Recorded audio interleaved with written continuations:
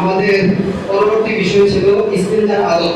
তো এই বিষয়ে আমাদের মুক্ত বিভাগের ছাত্ররা অংশগ্রহণ করেছে।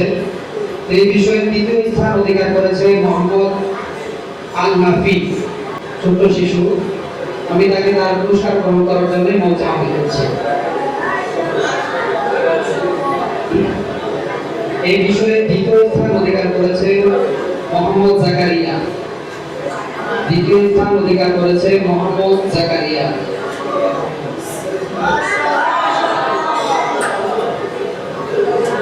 এই বিষয়ে প্রথম স্থান অধিকার করেছে মোহাম্মদ আরাফাত।